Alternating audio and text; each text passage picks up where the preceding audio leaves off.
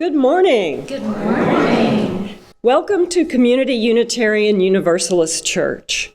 Welcome to all who are joining us virtually through the wonders of technology and here in person in this room. All are welcome, no matter your faith tradition or if you have no faith tradition at all. We welcome our visitors and want you to feel at home here.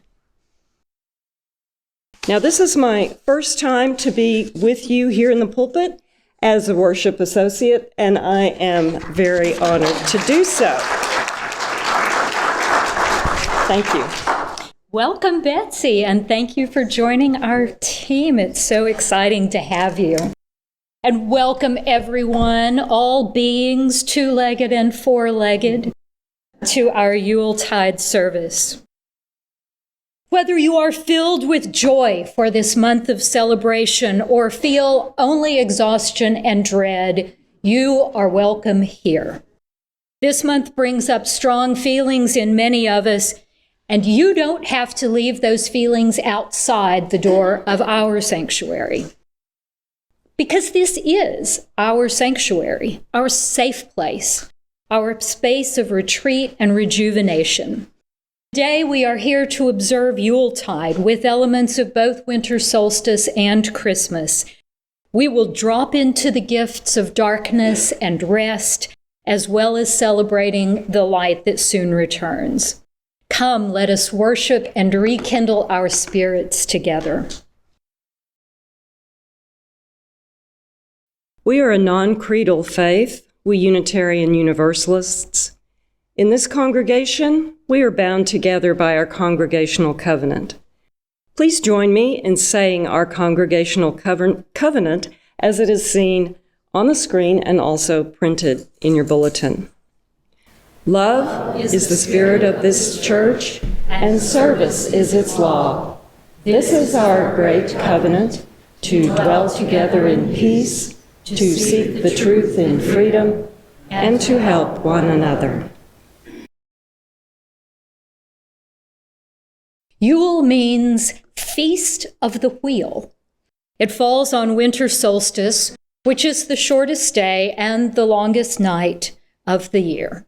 Although, interestingly enough, tidbit for the scientifically minded of you, it is not the earliest sunset, because the sunrise and the sunset move at different places. It's the weirdest thing, but if you are watching this, if you are an early riser, you will note. So, yes, only in a UU church. Well, solstice celebrations were not concepts practiced only by the ancient Europeans. These traditions and customs of honoring and welcoming the sun can be found throughout history with people on every continent. Modern pagans use this midwinter rite to acknowledge the duality of life, to say farewell to that which has passed, and to welcome not only the rebirth of the sun and the coming of a new year, but the excitement of the rebirth of life. It's a time of rest, preparation, and reflection, a time to help others and honor the transition from the waning year to the waxing year. All right, take a deep breath. Just feel yourself here in this space. We are taking time out this morning, even with long to-do lists, even with shopping and baking left undone. We need time to rest and pray and center ourselves. We need time to acknowledge, for some of us, the dark feelings that can accompany this time of year. So let's just breathe. The winter holidays are all about miracles. The miracle of Hanukkah, which we observed last week, is that the oil which should have run out after just one day somehow lasted for 8.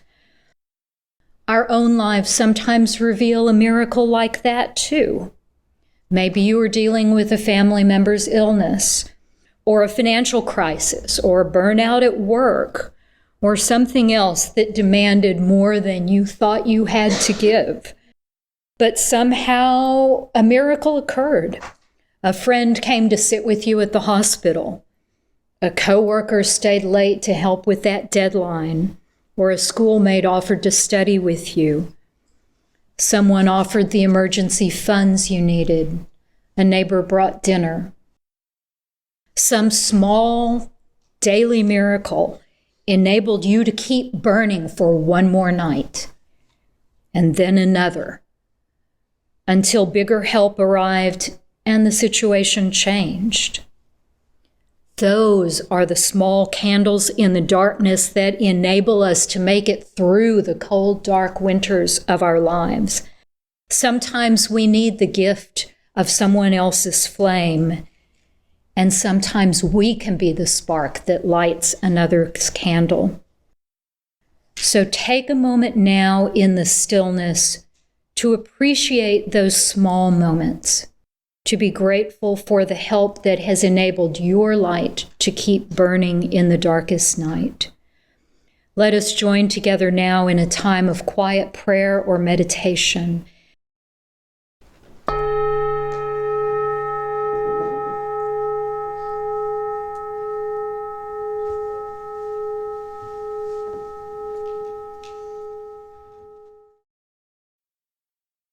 Many Christians mark the coming of Christmas with an Advent wreath. Candles are used to represent the coming of the light of God into the world. One additional candle is lit each week as the birth of Christ approaches.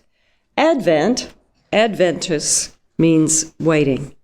And the holiday season is nothing if not waiting, to get done with the chores, to find the right gift, to find time for quiet moments, to accept that our loved ones may not be as we wish them to be. We light candles this morning to remind ourselves to enjoy the moment, the now of our lives. Yes, much is coming, and always we wait, but those things to come will also be now when they come. The first candle of Advent is for expectation, for patience. We light this candle that we may find the patience to forgive ourselves, to forgive those who do not do as we wish. May we find patience. May we find the patience to let be. The second candle of Advent is for hope that darkness will be dispelled. We light this candle with a prayer that the darkness of winter may be dispelled in this festival of lights. And may the darkness of ignorance be dispelled in the strength of compassion, reason, and sharing. Now, this morning is the third Sunday of Advent, and we light this candle with hope for peace on earth. May we find peace inside ourselves. May we be the peace for those around us. And may we renew our commitment to bring peace with justice to our community and to the world. May we be peace. Next week will be the fourth Sunday of Advent, when we will remember the foundation of all blessings, and that is love. In this holiday season, throughout the year to come, and always in our lives, may we know that we are loved. May we share the love we have, and may we be the love we wish to see.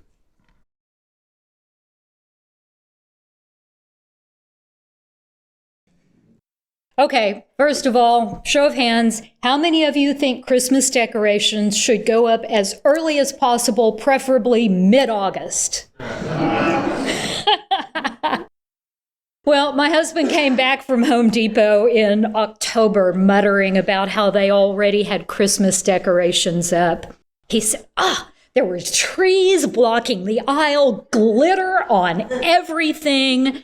Then the Christmas music came on and I almost ran out the door. Tinsel brings out the Grinch in him. So when do you bring out the Christmas finery at your house or Do you? I have friends who adore Christmas decorations, and they love to spend a whole weekend putting up decades worth of collected doodads and greenery and lights and, yes, tinsel. It makes them happy. And it always makes me happy to go to their houses and visit and see all the lights shining, especially since I don't do any decorating at my house. For one thing, I just totally missed that domestic gene, wherever that came from. But, Christmas just makes some of us anxious or annoyed or exhausted, and then we feel bad for not being excited. We get anxious that we can't live up to our family's expectations or our own. Anxious because we're not sure which traditions we have to keep, even if we personally just hate them. Everyone else loves mincemeat pie. Not your favorite. Do you make mincemeat pie? Anxious because, let's fess up, we all do this, our family members are not playing the roles that we had planned for them. I had it all set in my head. Anxious that the presents we got are all wrong, or we forgot someone, or the Christmas cookies burned and the pralines came out grainy. I finally realized that my anxiety in December was not due to grainy pralines. It came from the fact that I don't know how to celebrate the holiday when I don't believe the same things I used to. I'm not annoyed by carols or lights or burned cookies, but I find myself missing that really sure belief that I used to have when I was a child. I remember when I was a kid lying in bed on Christmas Eve and I was picturing God choosing to put on a human body, choosing to come to a teenaged virgin and her skeptical but steadfast fiance, choosing to be born in the middle of a broad desert, like the one I lived in, to a family with no wealth or power, like mine, to give him advantage, just an ordinary working family. And I remember actually feeling a divine presence settle over me as I laid in my little twin bed. I would lie there visualizing hope and love flooding into the world through the divine infant. And I remember having that calm certainty that Jesus could truly save the world from hatred and war if we were just faithful enough. But then I grew up and life happened, as it does. I watched people, most of them loudly proclaiming their Christian faith and behaving, well, like humans. That is to say, both with kindness and with startling cruelty. I behaved like that too. I'm human. I may pray on Christmas Eve for peace on earth, but Christmas Day, I was likely to be fighting over the Monopoly board with my sister. So I questioned, why do people act like that? Does prayer even work? Was Jesus really God incarnate, or was he a son of God the same way we're all children of God? I spent many years reading sacred texts of all kinds and researching different faiths before I came across Unitarian Universalism, Buddhism, Hinduism, Judaism, neo-paganism. But really, through all of that seeking, what I was looking for was a way to reconcile an adult intellectual understanding of the sacred with that visceral feeling of the sacred that I remembered. And I am really grateful to have found Unitarian Universalism. It's a place where I can continue to explore, and my understanding of reality can make some crazy U-turns, but I don't have to find a new religious community. I don't have to make up labels or cram my understanding of the universe into a neat little box that somebody else told me.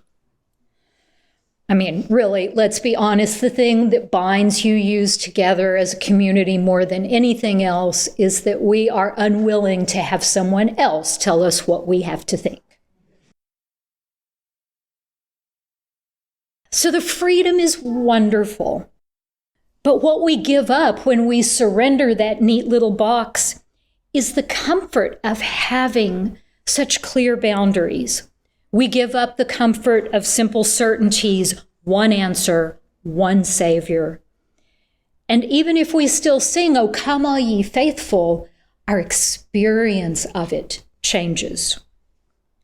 So I still appreciate the meaning of Christmas, but it's a different meaning. It's more complex than God becomes a baby, baby is Jesus, Jesus has to get killed so humans can be forgiven for being human, and anyone who doesn't believe it is going to hell. So if we don't believe that, what do Unitarian Universalists as a faith believe about the meaning of Christmas? Well, early Unitarians, at least one of whom was burned at the stake for heresy, believed in the unity of God and rejected the Trinity. That meant that Jesus' role was that of a prophet and a teacher and not a literal deity. And our Universalist forebears believed in universal salvation. Everyone is saved. Doesn't require accepting Jesus as the only Savior. So most Unitarian Universalists don't believe in the divinity, or I should say in the unique divinity of Jesus as the Christ. But that doesn't mean he's not important. We believe he was a wise and loving prophet, a transformative figure, like Buddha, like Muhammad, like other great religious teachers. But UUs also believe that we have a responsibility to seek understanding and find new meaning in old traditions. And that new meaning can be just as rich and emotionally powerful as those Christmas stories we learned as a child. For example, let's take the star, the famous star in the east that led 3 or 4, depending on your source, astrologers to journey across the desert bringing gifts. Was there a giant star literally pointing down at a barn like a neon arrow in Las Vegas? Yeah, probably not. Was it a comet? A supernova? A conjunction of stars so bright that people remembered it and later on said, I wonder if that was connected to the birth of this new God? Or is there something in human nature that just assigns meaning to random correlations? Well, maybe so. Margaret Gooding wrote a poem that we often do at Christmas time. It's called "Why Not a Star?" And she says, "They told me that when Jesus was born, a star appeared in the heavens above the place where the young child lay. When I was very young, I had no trouble believing wondrous things. I believed in the star. It was a wonderful miracle, part of a long ago story foretelling an uncommon life. They told me a supernova appeared in the heavens in its dying burst of fire. When I was older and believed in science and reason, I believed the story of the star explained. But I found that I was unwilling to give up the star, fitting symbol for the birth of one whose uncommon life has been long remembered. The star explained became the star understood for Jesus, for Buddha, for Zarathustra. Why not a star? Some bright star shines somewhere in the heavens each time a child is born. Who knows what it may foretell? Who knows what uncommon life may yet again unfold if we but give it a chance? Some bright star shines somewhere in the heavens each time a child is born. Sophia Lyon Foz, a renowned UU religious educator, wrote, "For so the children come, and so they have been coming. No angels herald their beginnings. No prophets predict their future courses. No wise men see a star to show where to find the babe that will save humankind. Yet each night a child is born is a holy night. Each child bears within it the potential to change the world. Each one of us bears within, still, even those of us with gray hair, the potential to change the world. One of the changes we hope for, of course, especially this year, is for peace. We all wish for love, peace, and goodwill toward people. Those treasures shine just as brightly, whether the story of Bethlehem is for you literal or mythical. It's why Linus quotes Luke 2 in the Charlie Brown Christmas special. You know, the part where he says, "Sure, Charlie Brown, I can tell you what Christmas is all about." What do the angels proclaim when they announce the baby Christ's birth to the shepherds? They say, "On earth, peace and goodwill toward men," humans.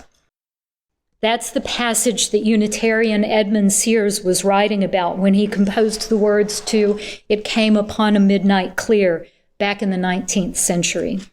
And his lyrics ring just as true to peace-loving people today as they did more than 150 years ago. But with the woes of war and strife, the world has suffered long.